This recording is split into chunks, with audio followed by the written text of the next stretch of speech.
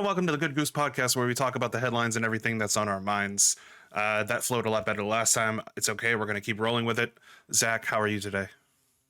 I'm good, other than the fact that I'm drinking a very bad cup of coffee right now. That doesn't look like... Okay, so you brought it up. Yeah, you know what that actually looks like and not coffee? Gray water. I was going to ruin it for you forever. Do you remember the scene in Austin Powers 2? Yeah, that's fair. My problem is okay. So like this is a kind of coffee that I myself would not drink. Mm-hmm. It's way too creamy. The reason I'm drinking it is because it's a handoff from my wife. Because my cup of coffee was nice and mellow, no additives. You know, it was just the coffee because I drink it black. But whenever Casey doesn't like something, I'm the garbage disposal in which she pours everything down. Yeah. So this is what happened. She had this coffee, which I think her problem was we're out of our normal roast, so we're using this kind of sweeter one that we don't normally drink. And I think after she added her oat milk, which she has her coffee with, it was just too sweet for her. So now I'm suffering through it because I can't bear to make it go to waste.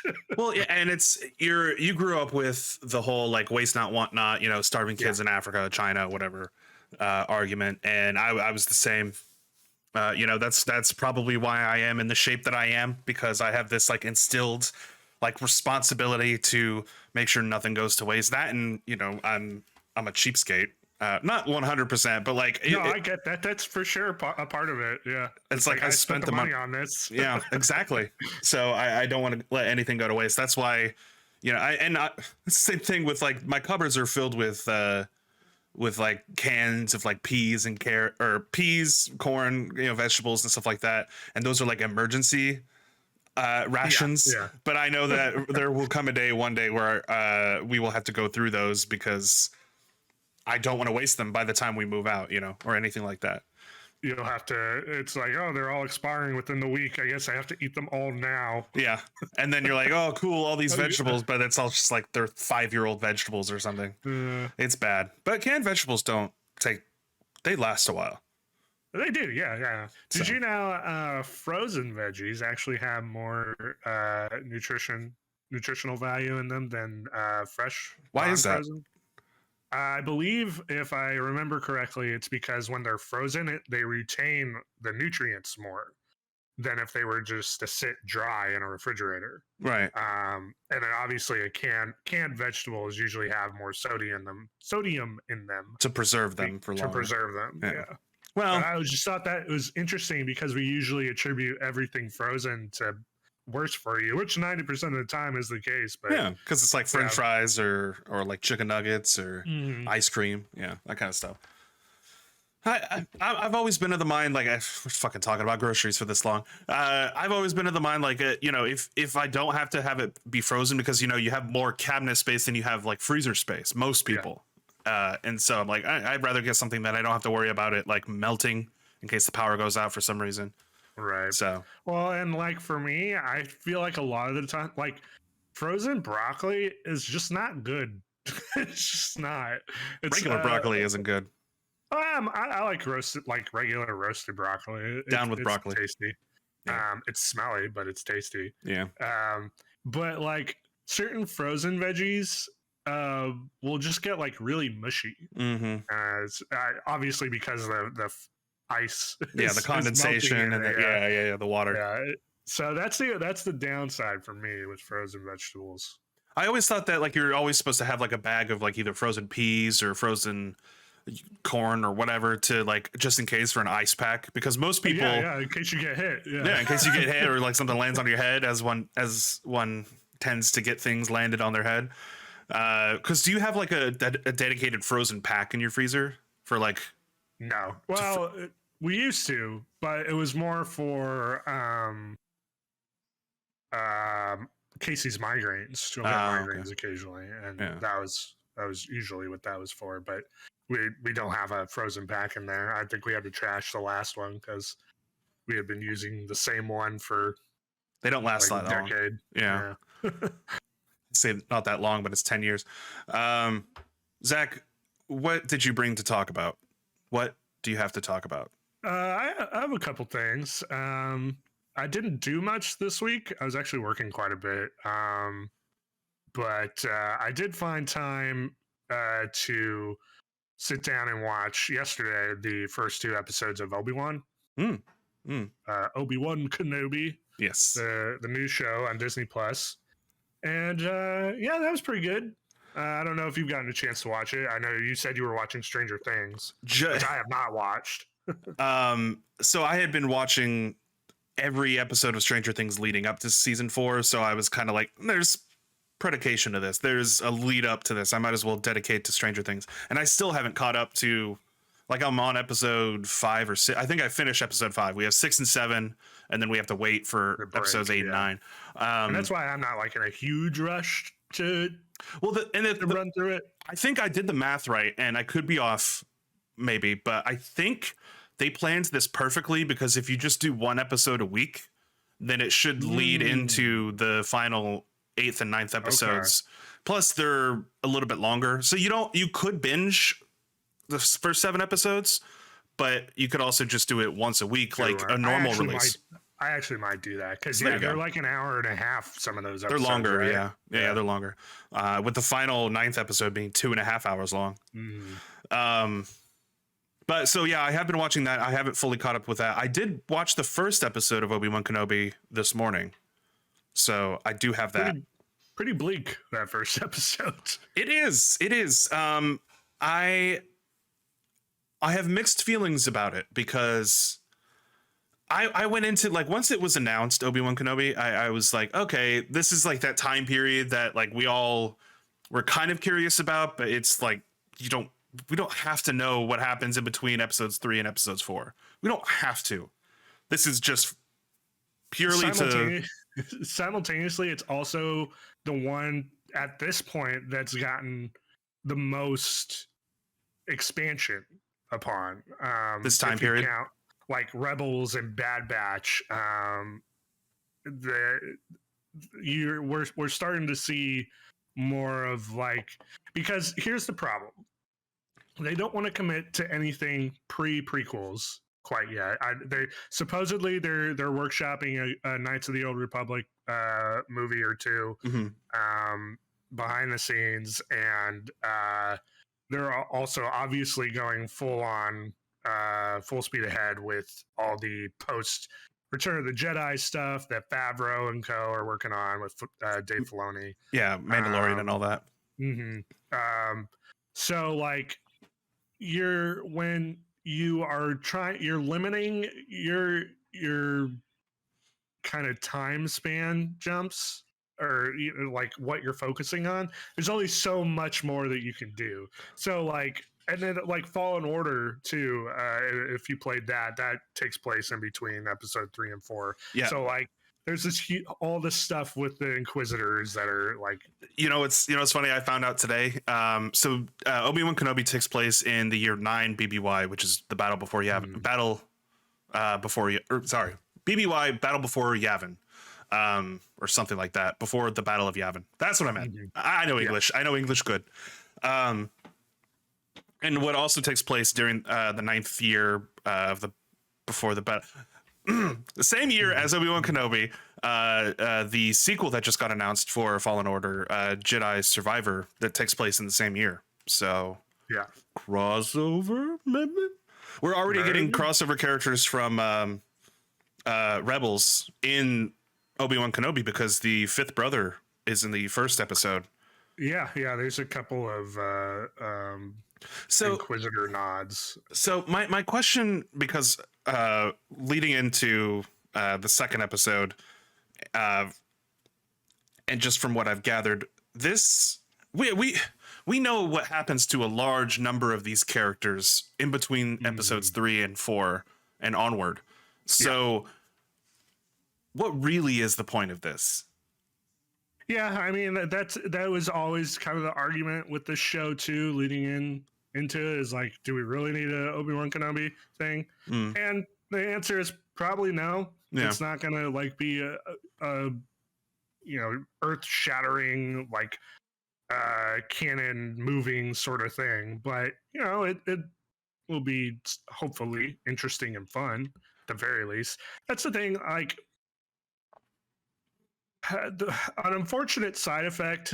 Well, there's a lot of unfortunate side effects about the proliferation of like superhero movies and Marvel specifically. Is they have a lot of franchises have taken to heart the comic book sort of way of doing things, and that there's sometimes not like a whole lot of additive stuff. It's just like vibes, man. Superlative, like I don't know, not ego stroking, but like this is for the fanboys who are really wanting to fill in the cracks of time. If you want more, here's more. Like we're not talking. This isn't the Skywalker saga, but we're still going to be in the same time period because that's when all the interesting things happen, supposedly. Well, and I've seen the argument that it is actually part of the Skywalker saga. I mean, well, yeah, Kenobi technically is for sure. It's just like I think it's in the same sort of vein as Rogue One was, in that it's like a novella almost. I was thinking the same thing. Here's some extra stuff that happened in between or at the same time. It's not necessary for you to understand the full plot of it, but it's ancillary knowledge. So yeah, I doubt we're gonna get to the end of the show and be like, wow, that was absolutely necessary. If you're gonna watch Star Wars, you have to watch that show. Yeah. But first 2 episodes for me, generally fine. I had a couple issues, mostly with the editing. And you see this a lot in episode 2. Okay. I think they did. I'm not sure what is going on with the chase scenes, and there was some of it in episode 1 as well. Whether or not they had to shoot multiple takes and then just kind of stitched them all together. Oh no! Did they do a Taken 3? I never saw Taken 3. So okay, I'll pull up the clip. But there's a scene very infamously from Taken 3, and actually from Bohemian Rhapsody. You know this, where they're having the argument with the manager, and it's like it cuts between each actor like 5 different times in like a 1-minute scene. It's not that okay. It's not actor focused, but it is action focused. So, like in episode 1, there's a scene where. Hold on, watch this. Okay, are we gonna get flagged for this? No. There was like 7 different cuts right there. Actually, yeah, this is pretty close to what's happening. Yeah. Yeah, now that I've seen that contextually, that's almost exactly what's going on with these chase scenes. Fun. They are cutting away from certain points in a scene and then stitching it together with like almost the same thing, but just like a second or 2 back or forward. And I think the reason it's happening, and spoiler if you haven't watched episode 1, I'm gonna give it a brief kind of moment for people to mute if they don't want to know too much about it. 1, 2, 3. So it not only is the show focusing on Obi-Wan, it's also focusing on a little baby Leia Organa, who it turns out is like 10, but looks like she's 6 or something. Yeah. Wow, that was delayed. I probably should have waited for that. No, it's just the first time I literally just typed it out, so it's fine. Yeah. And I think part of the reason why they're having such problems with the editing in these chase scenes is one of the main actors in the chase scene is a little child with little baby legs. So you can kind of see like the adult actors. Oh yeah. Okay. Yeah. This bothered me too. They're chasing him, but they're also like having to like, I'm chasing you. Yeah. Like stopped by a branch somehow, and you're like, oh, I can't go back. obviously a 10-year-old can't run the full speed of an adult.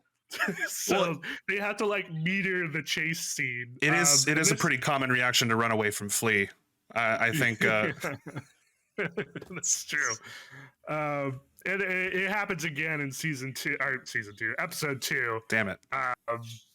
So to combat that, they're like, there's so many cuts in the chase scenes. It's a little distracting, and it definitely feels like the adult actors and even sometimes the child actor, they're like running in molasses.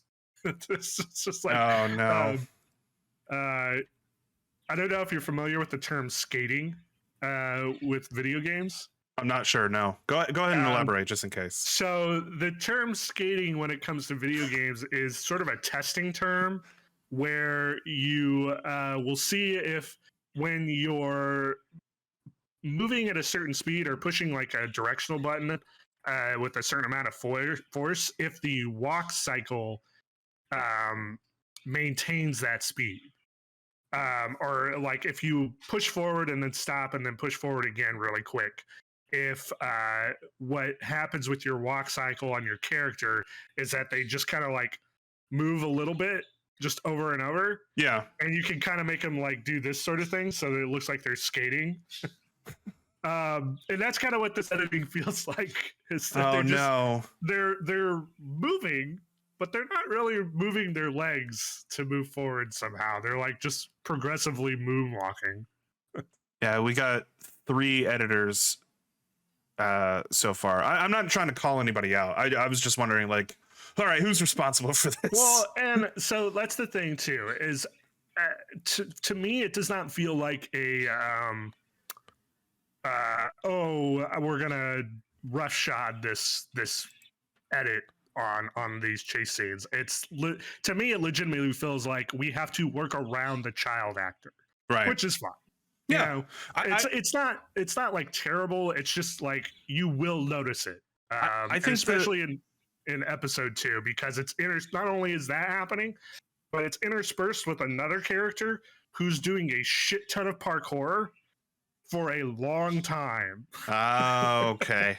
So they're coming from the Michael Bay School of Editing here, and I'm very interested to watch episode 2, and now it's going to be very blatantly obvious whenever I do watch it. But you're gonna come back a week from now, or you're gonna text me after you watch it, I'm sure, and you'll be like, "How the fuck did it take that person that long to get over there?"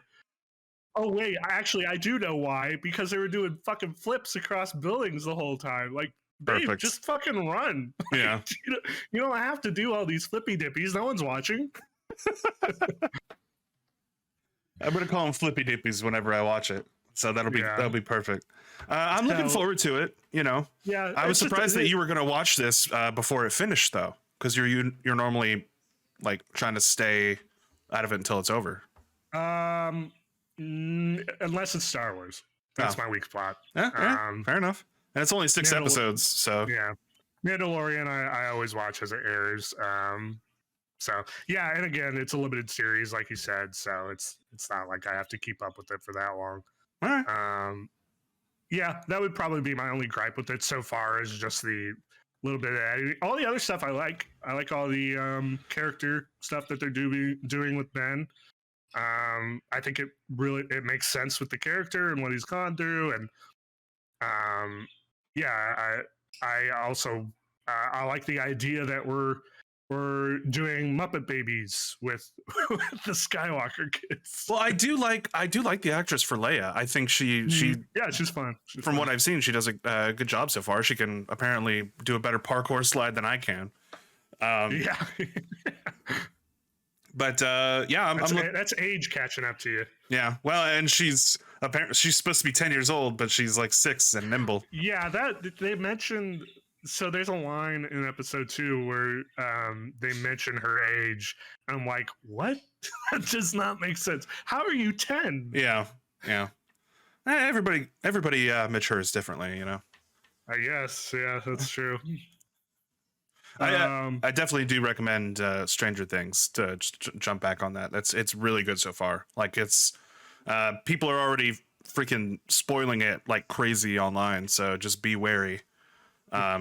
Even though it's a huge time commitment, because like we said, it's an hour and a half for each episode, and it's like 7 episodes so far. So it's gonna take you. Well, Stranger Things is like one of those shows where people who don't have a Netflix account re-up. Oh yeah, this is one of the major polls. Yeah, this is why they're. I could look at their stock right now. Why not? Why not? Well, because all right, I have some investment in Netflix. I'm really kind of hoping they bounce back. You know? I was invested. You should storm their board meeting and be like, "Get your heads out of your ass! Get your heads out of your ass! I'm turning this ship around. No, you don't know who I am, but that's why I'm good to lead this charge." I don't know where my stock app is. It looks like 6 other apps on my phone, so never mind. I'm sure they're just fine. You're saying a community that is usually devoid of creativity has apps that all look the same? Yeah. Well, and I could tell you which one it is, but I don't want to like tempt anything like that. Oh, I found it. Okay. Let's look at their stock right now. And I could just do Google for this, but I don't want to. Hey, sometimes it's more fulfilling to do things the harder way. So they are up 1.9%. They're not doing good. They're doing better, but probably because of that Stranger Things bum. Literally. Yeah, people are buying up they're restarting their accounts. Yeah. I go, well, all right, well, let's pay $20 for a month of Netflix just to watch this one season of this one show. And then they have to wait until July. We talked about this last episode. Let's get into some news, man. And then I have a You Laugh You Lose challenge to kind of brighten our day. Okay. You know, you told me I actually just remembered we had a plan coming into this episode that we did. I totally forgot. Yeah. Like at the beginning of the week, I said, "Yeah, let me look into that," and then I just it left my brain. Yeah. Damn it. It happens. It happened in previous iterations of our podcast too. So it's okay. I expected it. And so we'll save that plan for another episode. Yeah. When we actually have a more concrete idea about that. Of what we want to do with it. Yeah. So McDonald's has a new brand name in Russia, and it's going to be Fun and Tasty. That's Fun and Tasty. That's the name of it. That's the name of McDonald's. Last I had seen of McDonald's in Russia was that they were pulling chains out. Yeah. Pulling their chains out. Is this just a way to get around that? I think so. Yeah. They're staying in Russia. They're just changing the name. Well, in the same way that companies, in the U.S. do it, they'll if it's like wholly owned by someone, like they own the building, then they can choose to break the franchise contract that they have with McDonald's, the corporate entity, and choose to run it as their own like business. I don't know how all of that kind of stuff works, but I know that for a long time we had a Bennigan's in North Richland Hills that was owned by a family, and they were able to keep it in business, and all the profits were their own. It's the same thing with the last Blockbuster. Yeah. In Colorado, I think. Yeah, I don't remember. I follow him on Twitter. Oh, really? Wait, is it the joke account it's a joke account. That one's good. That one's good. But I know that the last Blockbuster is owned by like this woman who's like literally going out buying the new DVDs and then renting them out to the community and everything. And because of like several documentaries that came out, they were able to like revitalize that whole building, and like they're super popular now. They're like a tourist spot. Yeah. And I know they're making aren't they doing like a fictional like film based on it? Hold on. Yes, I believe it was a while ago that was in talks of being an option, though. I think it's been a minute. It's just gonna show me the documentary. Yeah. But yeah, there's going to be like a fictional, like I think there's like a zombie apocalypse and it's the last Blockbuster and they have to like survive it or whatever. Yeah, it looks interesting. This is really kind of just a, hey, cool headline. McDonald's is pulling out of Russia because of the war with Ukraine, but they're going to change the name for a couple of them. So they're not really pulling out. They're just they're pulling out the brand name to Yeah. avoid association, Yeah. but they're still their chains are still open and they're making profit off of it. Do you think So. do you think that there are any Americans working in a McDonald's in Russia that are probably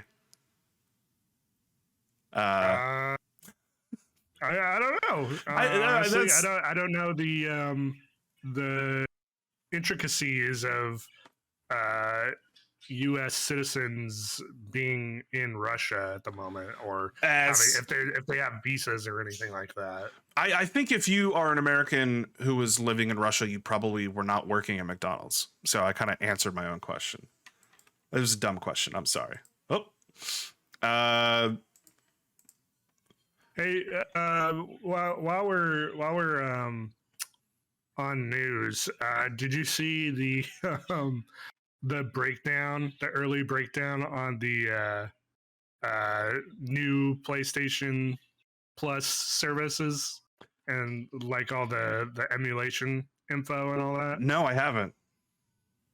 So, if you're unfamiliar, PlayStation Plus is combining with PlayStation Now to kind of make this like basically a Game Pass equivalent for Sony.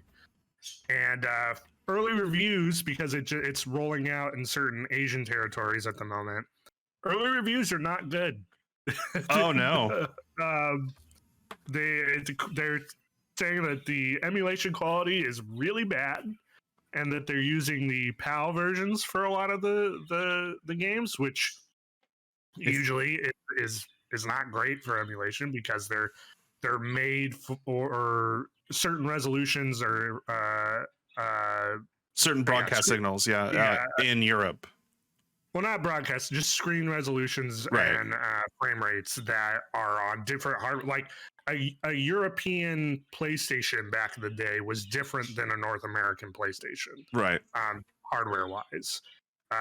So when you use a European software on hardware that is not region based, it's going to have some funky side effects. And if you don't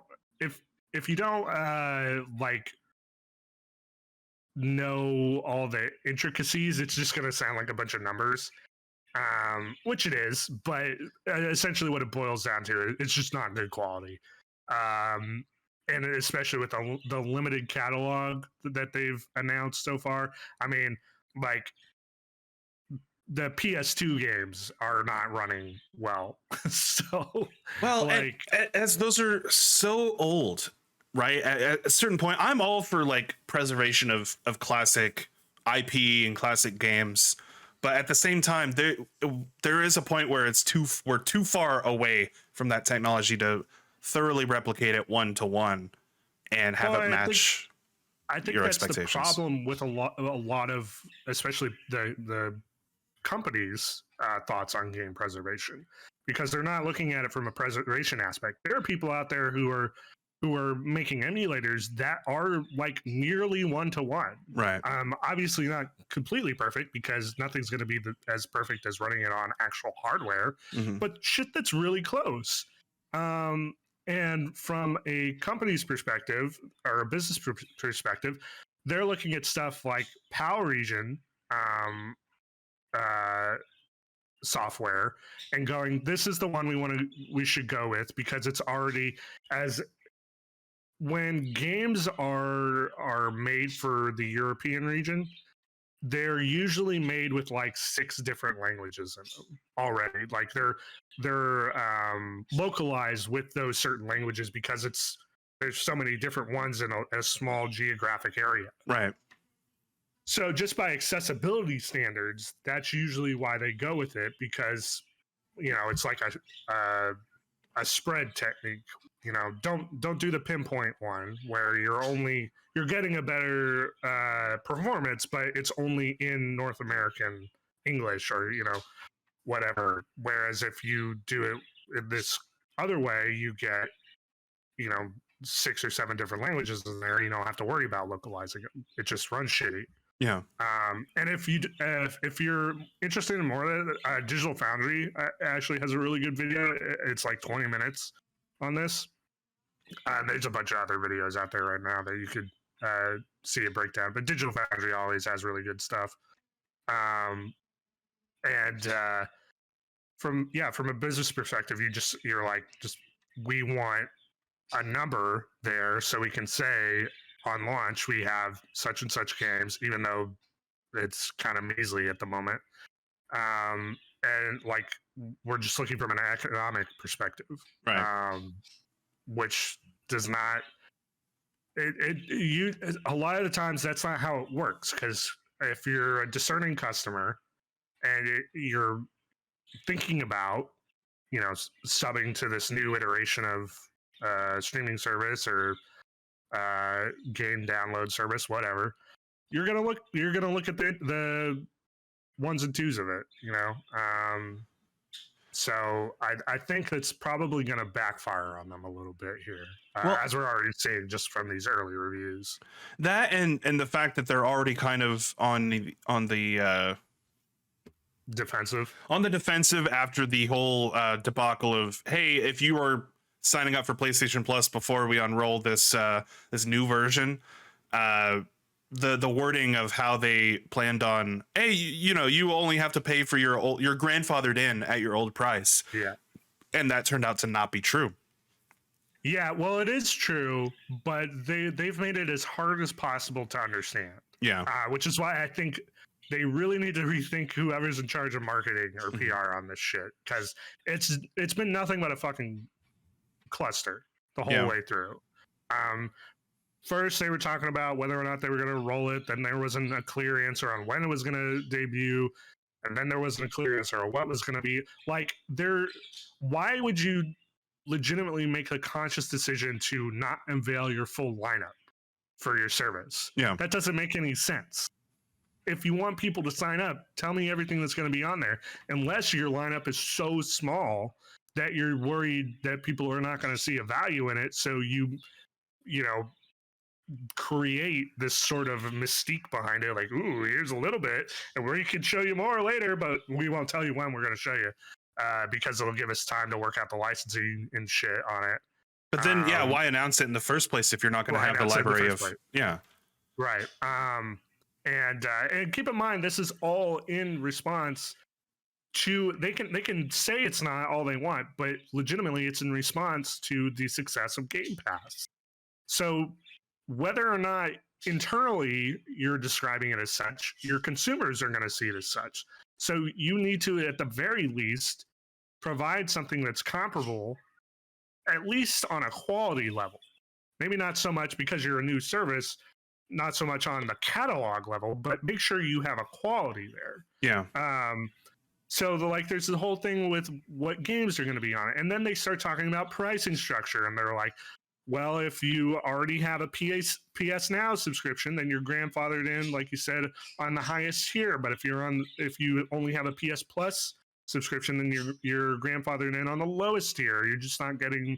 You don't have to pay for the price differential. But now, if you have so many years left on your PlayStation Plus, there's too many P's on your Plus subscription, then you would have to pay the difference on an upgrade. Like, if you want to go from the basic plan to the premium, but you have 2 years on your Plus membership, you have to retroactively pay for the premium price on your earlier year. And it's just fucking bonkers. Like, what are you doing? You're making this way more difficult and less appealing for consumers.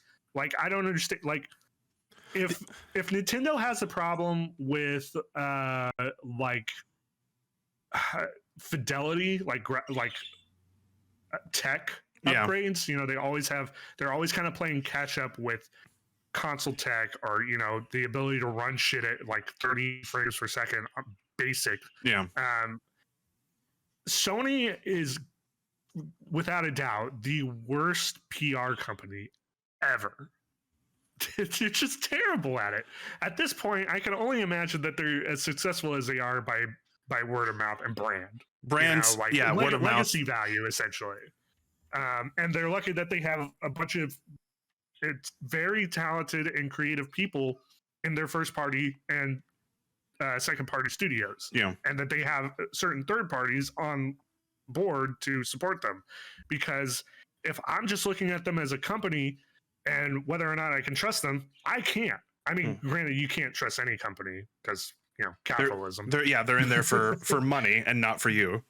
But like, I can't take anything they say at face value because one, they're hardly telling me anything, and then when they are, they're like talking out the corner of their mouth. Yeah, Like, we don't actually mean this. We're actually going to subvert your expectations by just completely blowing up any sort of hope that you have for a reasonable service. I mean, the people that they should be marketing towards are the people that already are subscribed to that service that are willing to transfer over to this new service and get all of these extra features. The people who are looking at this that have never had a PlayStation Plus subscription or don't have one currently and are interested in looking into re-subscribing to their service, like, oh, I have Xbox Game Pass, but will this offer better games? Will this offer more fidelity? Will they offer exclusives that I can't play on any sort of Xbox product? And they're simply not doing that. They're being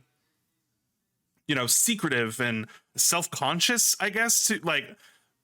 Well, they're trying to play both sides. They're trying to play the side of consumer friendly and business, because how else can you explain a month ago going, if you have recurring subscriptions, that will be the length of your new subscription. So if you have 3 years of PlayStation Plus lined up, without a PlayStation Now subscription, then you get the basic upgraded quote unquote service, basically the same service that you have now for those 3 years without any additional cost to you, even though they're increasing the price across the board. Plus essential.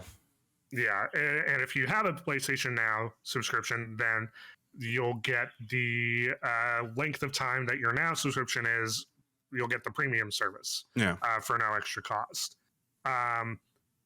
So, like, they're telling you that, yes, stacking will be, as it was and continues to be in Game Pass, consumer friendly. And there's not going to be a problem with it. Fast forward to a month, and now they're saying, oh, well, no, not exactly. Like, there's all these little asterisks to everything they're saying.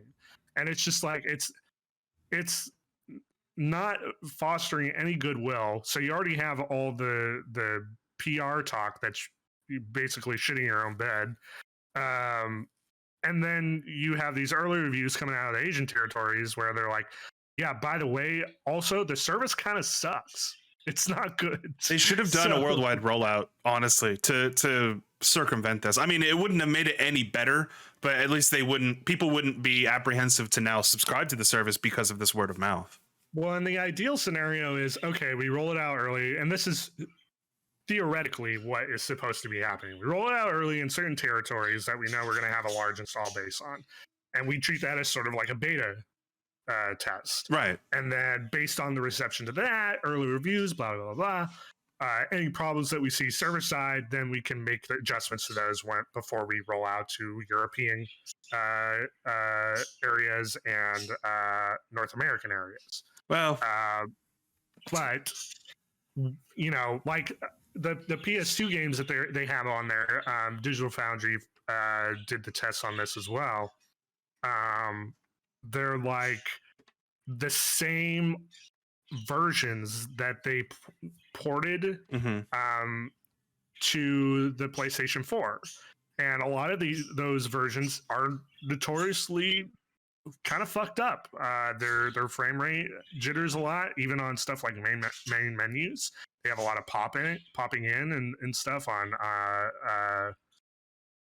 draw distance and whatnot, and it's like, if you compare it to actual hardware, like you were saying, nothing's ever going to match 100% to actual hardware, but you can get it pretty fucking close.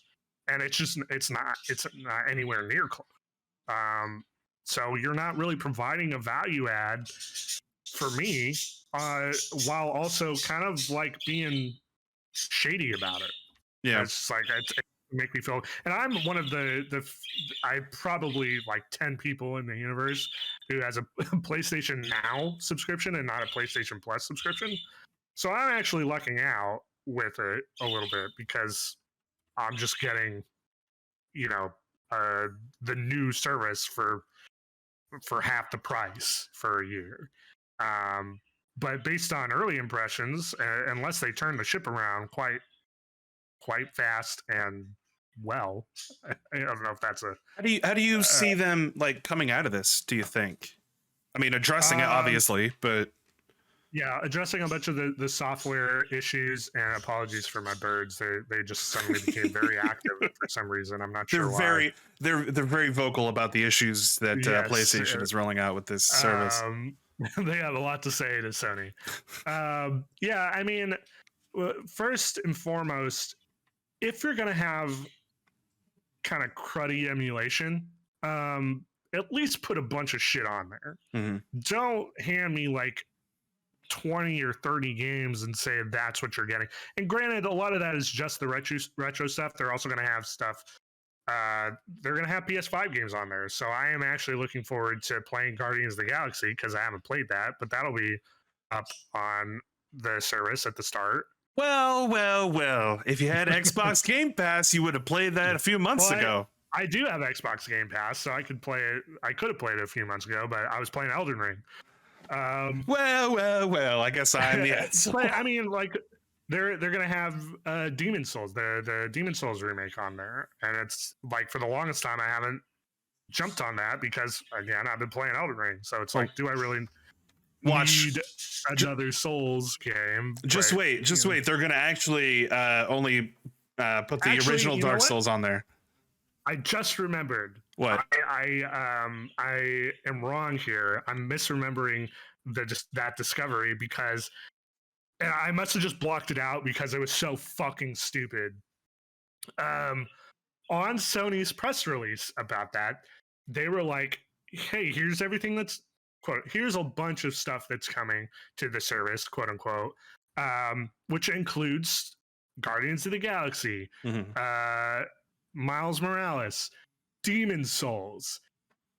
But if you go down that list, it's not the Demon Souls remaster. Yep. I'm just remembering. It's the original PlayStation 3 version, which you would have to stream. Yep. Because the PS3 hardware was so fucking weird that it makes it nigh impossible to emulate on any other hardware. Unless you just put a full PlayStation 3 in there. So, yeah.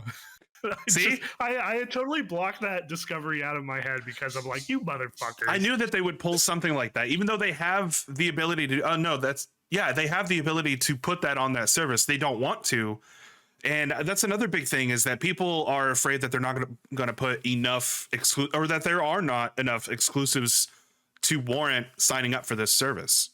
Well, and it's honestly Sony's own fault. They've cultivated this environment with their system and properties where a lot of people. I know, I hear you.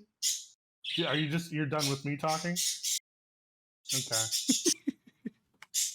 Samwise is losing his mind a little bit. Well, he would with a friend like Frodo. Yeah. You've cultivated this kind of thought, culture, societal. I guess what is it? Communal thought on I'm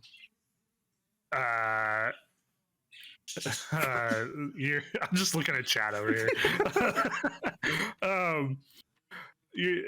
That your console is maybe not the best value get compared to something like Game Pass and Microsoft's Xbox ecosystem, right?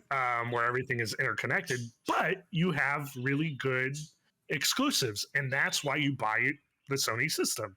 Well, now you're talking about having this different ecosystem that would allow you to put those titles on there, and you can't really do that without undercutting your basic selling point of your own console.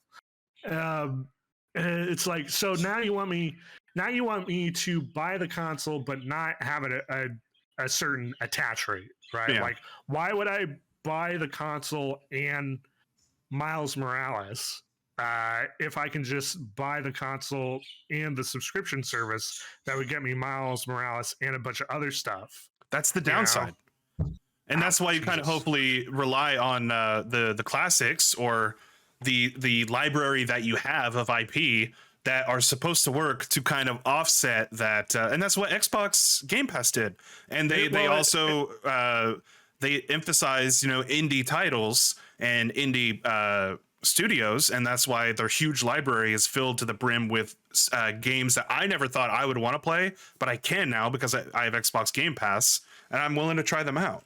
And they work. And even recently for Game Pass, backwards compatibility and older games has become somewhat of an issue because they've dropped off very steeply of the new older games that they're adding to the service that you can play through Game Pass. So if you're Sony, you should be able to look at that and go, okay, not only is our competitor having a small backlash just from a subset of gamers, quote unquote TM, who prefer or want to have the ability to play older stuff on their service, but we also Sony's catalog of older titles is so vast with classics that if they could just figure out, and another problem with Sony's past catalog, it is very third-party based. So you have to go to Konami or you have to go to Capcom and kind of discuss, the ins and outs of like how you would get these games on the service. Would they stay on there in perpetuity, or would they, kind of do your normal streaming thing where they come and go? And Game Pass has games that leave all the time. So it's an extra step, but I feel like it's a necessary one to provide that value. And especially if you're not going to provide the value of here are all our newer games day one, or, here's a bunch of newer games within the first month or so, something to at least give. Man, you guys are noisy today. What up? We want to be free from this cage, prisoner. Yeah. I think they're actually mad at me because I closed the blinds for the stream. They want to see the lovely day. The weather's really nice today, except it's fucking hot. It's very hot. But yeah, I mean, it's kind of wild. It's a lot of how bad at your job you have to be. It's one of two things. Either you're really bad at your job, or you just don't give a shit and think you can con people. Neither one, which is particularly good. Exactly. Oh, there he goes. There's the last of it. Terrible. Well, moving on. Obviously, I would like to talk about the news that's happened this past week. We don't have to get too far into it because what else is there to be said? I know we were just talking about something like kind of light and super interesting that we're invested in. But obviously what happened earlier this week is an awful, terrible tragedy, and the people that are in power are currently in Houston celebrating the people that provide the very items that perpetrated this event. Yeah. And I'm being as vague and as calm as possible. But I could be the non-vague one if you want. Yeah. No, I'm not trying to avoid like implication. Dead because a bunch of Republican assholes don't want to limit the sale of guns. Yeah, and they're celebrating. They're celebrating. And they're over at an NRA convention, doing some fucking dystopian Hunger Games shit where they read off the names of those 19 kids and bang a fucking gong because they think that alleviates any of the pain or the loss. And it does not. Fuck yourselves, you shit-eating scumbags. Yeah. You are not worth the air that surrounds you. Like, you're fucking worthless. Yeah. I actually read this headline earlier today. Apparently the husband of one of the teachers that was killed just died of a heart attack. Yeah. This was a couple of days ago, actually. So it's awful. It's awful, and with every passing day, more and more horrible news, and more. Why does this keep happening? How many more kids? Am I next? Questions and questions and questions. I don't know. Like, legitimately, I don't know how many times you have to learn the same fucking lesson over and over again. It's infuriating. And I don't even have anyone that's related to the loss, so I can't imagine if one of those children were yours, or even if you have school age children, or just children in general. It's maddening. It's fucking maddening. This is the only country where it fucking happens as often as it does, and we won't do the basic fucking thing necessary to limit it. Yeah. Not even going to try, not even going to entertain it. And I'm not numb to it. I still read the headlines. I still get extremely angry. I still get extremely upset. I also don't have a kid of my own, but I have family that have kids that are just a couple of years old. We have friends that have kids that are just a couple of years old or even younger. I see them, and I don't want anything bad to happen to them. I want them to outlive me, which they probably will. And with each passing day, my anger doesn't subside. I no longer have the luxury or the ability to just let this go. As much as the headline, like the headlines that we were just talking about, like with video game stuff, that seems so minuscule in comparison to the very simple issues that we can take care of. And it comes down to doing what we can on a personal level when it comes to who we are willing to interact with. And I'm serious. Like I'm willing to just cut all ties with people that I know that support these people. It's a simple matter of, you can donate blood. Carter Blood Care is, I'm not even kidding, Zach. Just side note, they are handing out $25 gas cards for people who are donating blood this weekend. Awesome. Because gas is super expensive and I could use one. Or it's participating in your local elections, participating in state elections, participating in the elections that matter, so that we can vote out the people that are responsible for putting a gun in this kid's hands. It's not the kid with mental issues. This kid specifically decided to buy weapons on his 18th birthday and use them in a horrific act. And fuck that kid. And fuck anyone who enabled him or got him to that place. I'm serious. We are all responsible for every single horrible act that we perpetrate. Well, here's the thing: you don't even have to perpetrate it. You know, you can ignore it, and that is just as bad. I think we need to make these motherfuckers as uncomfortable as possible. Do not let them know any moment of peace, because the people, the families that are affected by their decisions that are financed by the very people who are making money off this fucking tragedy, they're not going to do anything. The families that have to live with their decisions will get no peace. So just return it in kind. Anytime they're trying to have a fucking meal at a restaurant, light them up. That happened earlier today. It happened today.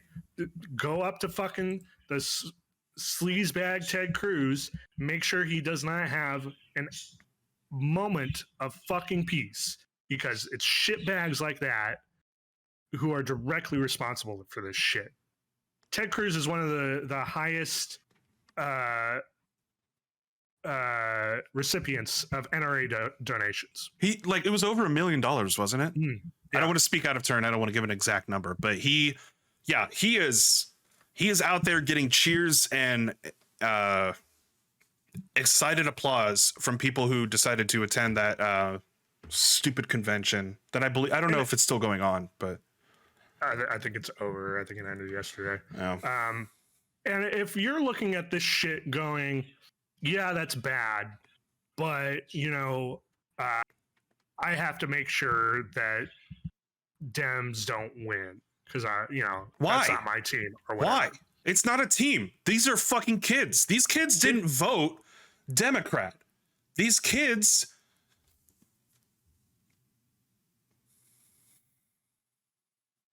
You're telling me that you value corporate interests more than the lives of party interest. These are people who. Not only that, but your own fucking pride, because you want to be quote unquote right. Yeah. You want to win the argument. I don't give a fuck about winning an argument. I give a fuck about kids making it to, past the 3rd fucking grade, making sure that they don't get shot up by someone who had tried multiple times to purchase guns before his 18th birthday to get other people to buy them for him. And he wasn't able to, but because Abbott signed in legislation that lets 18-year-olds, people can't even fucking drink. Yeah. But you can buy a gun. That they can buy a gun. You can carry it on your person without a license. You can just have it in your front fucking pocket. And because we don't want to, as a whole, don't want to acknowledge that there's a fucking problem, we're going to come up with other random shit that won't help or make it worse. Now we're talking about fucking doors. Yeah. In schools. We need to have only one door. Arming teachers, underpaid teachers, who just a month ago you were saying you don't trust to teach CRT. Your children. Yeah. Or just alternative history. CRT that's not something that's taught in elementary school. It's not. It's a college-based legal course. Yeah. It doesn't happen, but it's the fucking talking point that we're going to rally around because of our fucking ego. And it's infuriating. We are obviously just we're tired. We're tired because we are still fucking angry and livid. And it's not just Uvalde. It's not just Sandy Hook. It's not just Aurora. It's every single fucking massacre where someone who decides that people deserve to die chooses to buy a gun, buy bullets, load that gun, and unleash a horrific act on a group of innocent people. There are so many of these incidents day to day that most of the time they're not even reported. They're just background noise. They're white noise for kids growing up in America now. Kids are saying, that's just the norm. We're trained for this. But what happens when the shooters now are going through that same fucking prep? So they know everything that they need to know to get past it. We can't even take the time to mourn the loss of life of a mass racially motivated shooting in Buffalo just a week before, because now 19 kids and 2 teachers are dead. This is this headline from May 20th on CBS News. 3 high school graduations across the U.S. end with gunfire in less than 24 hours. This isn't just Texas. It's just the most recent example. Yeah, and if you think it's a uniquely Texas problem, it is not. It's not. This is giving examples from Louisiana and Michigan. Made by Texas legislators and leaders certainly contributed to it. This is not a uniquely Texas problem. It happens. It's a day U.S. in, problem. day out across the country. And until we make peace with the fact that shit has to change, it's just going to keep happening. You can do something. If you're watching this, if you're listening to this, you can do something. Vote. Do your research. Donate blood. And speak out every single day. Don't let them have a single quiet moment. Don't let them think that you've forgotten. Because the families of the affected kids have not forgotten of every single one of these tragedies. I had the statistics pulled up. This is from NPR. 100 people killed from guns in the US every day. The number of kids who die every day from gun violence in the US, that's 12 kids a day. 950 school shootings since Sandy Hook in 2012.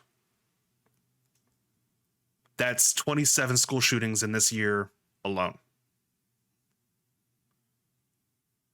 18 to 21 is the peak ages for violent offenders with firearms.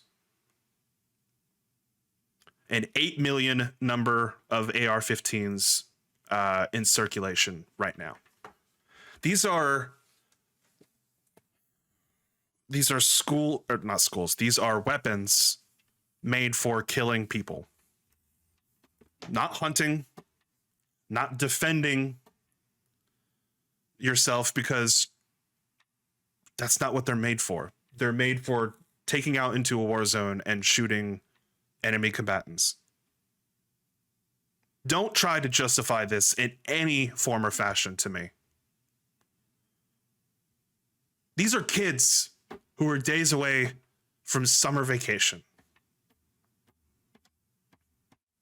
Super excited for the next Thor, or to see their kid or see their family across the US, but they can't anymore.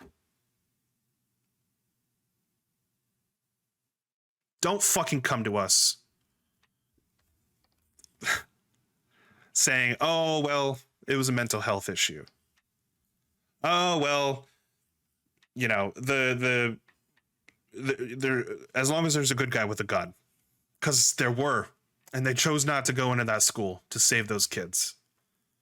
With parents screaming next to them, pleading for them to go in and shoot the motherfucking bastard in the face, and they chose not to. Federal agents had to push past those local cops to enter in the building.